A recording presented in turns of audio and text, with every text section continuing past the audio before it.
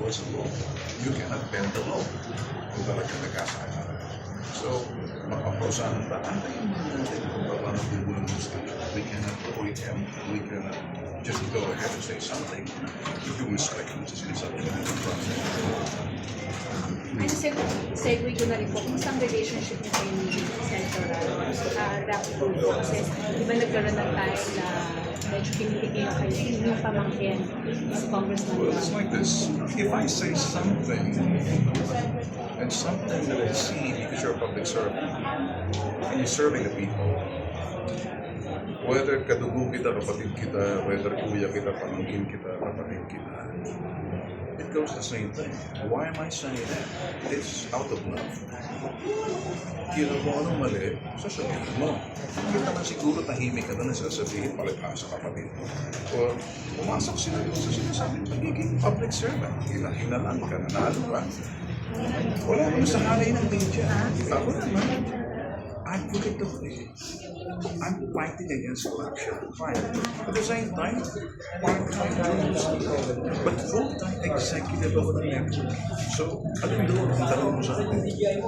Pagiging media, well, yung pagiging part-time media, what I do sa sinasabing issues and analysis, or investigative, or are you talking to me about of being anti-crime, crime buster against corruption, against crime. Malin doon, kasi nagsiswitch-switch tayo. Kaya ako rin dahil advocate ako anti-crime, anti-corruption. But not as a media person. Pag ako'y umupo niya as a media person, kaya ako part-time. Ang media, hanap ng katotohanan. Pagsabi ng katotohanan, pero pag ikay nakikita, hindi ka medyo gumawa na hindi kabahagi ng solusyon.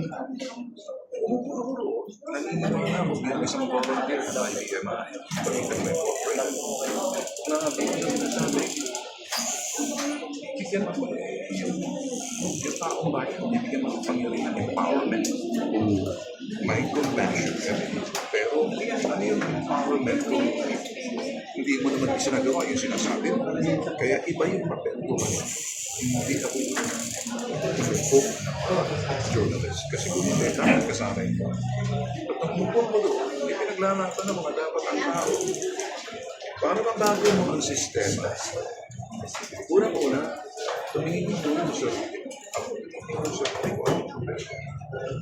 para mabago mo. Nakikita mo ang mali nakikita mo. Gusto mong sabihin mo, susunod. Gusto mong pagsilbihan ng tao, public servant ka. Pero kung hindi ka naman public servant, ano tawag sa inyo? Advocate. At sa advocate, inuuna niya yung tao nasa unahin niya bago sa sarili niya. Ginagawa niya na walang kabayaran. Walang tao. Mahirap yung papel na ginagawa. I feel the needs of others. Pinapuraan ko pangangailangan na wala kaming hinahanap na kapalit. Hindi politika, hindi pera, hindi pasika. Pag tumingin ka sa akin, may pangalan ako sa media. Pero dito advocate, volunteer na naman. Nasa iba pa. Sinusunod ko yung pagkakasiya, kinakailangan. Pag-aabot sa tao pa.